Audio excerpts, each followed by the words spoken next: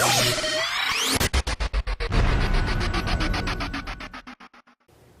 everyone, this is Aaron for Zollotech, and we're continuing the iPhone 4 tips and basically covering what case you should get or what you're going to do to protect your iPhone.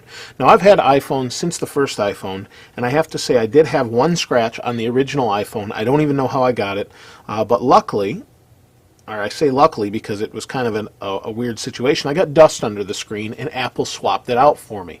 So that actually worked to my favor, and then I got an iPhone free of scratches after that. So the iPhone 4 has a tougher surface on the front that doesn't scratch as easily. So do you really need a protective coating or screen? I would say you do if you're rough on your phone. I could go without it, and I actually do have a covering on here now, and we'll talk more about that in a moment, but I think you do need one, and just for a couple different reasons. So let's first cover those. If you plan to resell this when you get the next iPhone, you're going to want a covering. You're going to want to take care of it so that the next person that gets this down the road has a really nice iPhone scratch-free. That said, it is difficult to prevent all scratches. If you look at the bottom of my phone, let's bring it in here, you're going to get lint and things like that. You're going to get some scuffs from dock connectors and missing and scuffing it.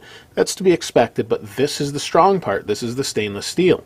On the top, you get a few scuffs here and there, but it's really not too bad. Now let's first talk about the first type of case. Apple obviously makes a case that we've probably all heard of. It's the bumper case. This actually was the free bumper that Apple sent me, and it's a really nice case, but it doesn't offer much in the way of protection. It will fit around the phone nicely. I'm not going to put it on now. I have a skin on here, but it does fit around the phone nicely and protect it in a couple ways.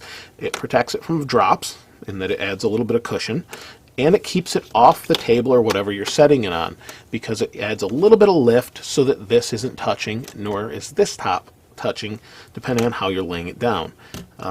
Or lay on the table clearance or whatever you want to call that. It provides that little bit of buffer that keeps it away from that surface and prevents it from scratching. However, it doesn't provide any scratch protection from keys or anything like that that you might bump it against, or who knows, over the time of use. So in that case, you could go with either a shield, or you could get something like this, which this is also one of the free cases Apple sent when they had the antenna thing. I actually really haven't experienced that problem myself too much, but I know others, I guess, that have. So this will protect the back of the phone. However, those that actually use these, they kind of sit in here like this. It's a two-piece, and it won't fit because I've got a skin on again. It fits nicely, but there's disadvantages to this type of case. The disadvantage mainly would be the amount of dust that gets in there can actually scratch the phone. So that the littlest tiny bit of dust, you wouldn't think of it this way, can act like sandpaper on your phone. And I've seen it time and time again, especially on the plastic back 3GSs. And now there's a newer thing going on where there's actually a lawsuit against Apple for scratches on the back from cases like this that are cracking the phones. They're more of the slip style case instead of the two-piece case like this. But they are supposedly cracking it by creating score lines or something. I don't know how accurate that is, but supposedly that's an issue. Now, the glass on the back of this is not as durable as the glass on the front, so it is going to scratch easily if you don't protect it. I actually do have one tiny, tiny scratch, but since it has a skin on it, you can't see it. And that moves me on to the next type of case. We have skin cases. This actually has a shield skin on it, and this is shield skin. This is actually put on with an application of whatever the solution is, a little card that's in there that you squeegee on wet and let it dry for about 24 hours, and you've got a protective coating on here, and you can see it on mine. If I tilt it like this, there's a little bit of kind of orange peel or wavy effect in there. You do see it, and I've tried lots of these.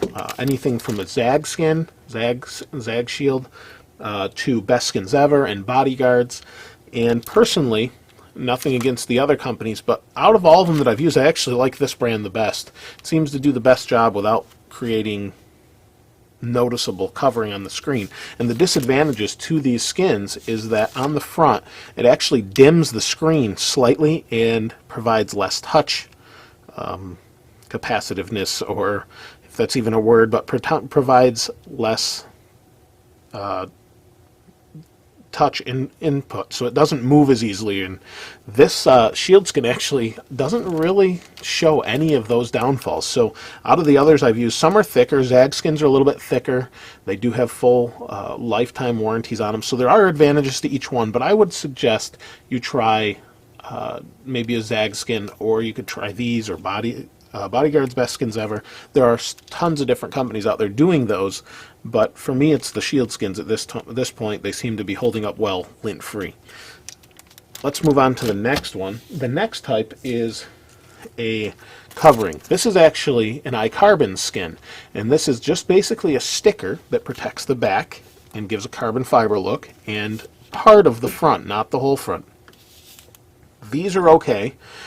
They do a good job, but they don't provide any scratch resistance to the front. They do provide good scratch resistance to the back and side, but again, you're not going to get that. But you will get a different look and customization of your phone. So you have that type of protection. And then finally, there is this type of protection, which this is actually real wood, cedar in this case, that is, again, a sticker that provides front and back protection and a little bit of buffer on the front screen because of its being wood, of having a little bit of a distance. Again, this doesn't provide any front screen protection. So there's also screen protectors. There's regular screen protectors, and if you can get them on perfect, great. They work great, especially if you have like an anti-glare one. As you can see, there's glare here and reflectiveness, and there's disadvantages and advantages to each. You really need to take the time and figure out what you want to use. If you were to ask me, I would say I like the skin because you see the original design of the phone, and I like the way it looks. But if you want to get creative and make it your own, obviously you're not going to want to go with this. If you want the ultimate protection, you could put this skin on the front and back. Leave it off the sides, because believe it or not, this tiny, tiny little skin actually creates a buffer between these buttons on the side here, pushing the buttons here. So if you took those off, and then you have front and back and side protection with all of this. But there's disadvantages. It's rubbery. It won't fit in your pocket easily. It won't slide in. I just like the phone like this. If you're careful with your phone, this is fine. If you're not careful, get a bigger case, and even like if you're a construction worker, something like that, get an OtterBox. I would suggest something heavy duty like that.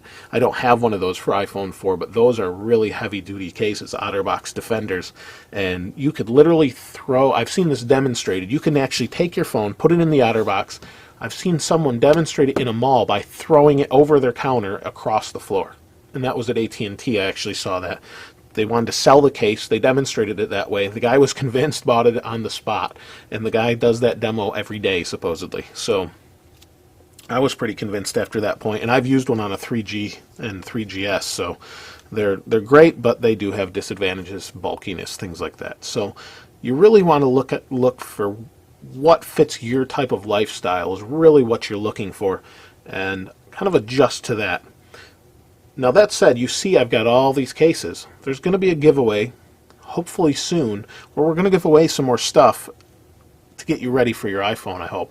So we'll be doing that shortly, I believe. But check back for that. And if you have any other cases that you want to suggest for the viewers below, please do that in the comment section. I'm sure those that are looking to get their first iPhone or get an iPhone 4 definitely will appreciate the opinion. So please do that, and if you haven't subscribed already, do that. I appreciate that. It helps me out. And thanks for watching. This is Aaron. I'll see you next time.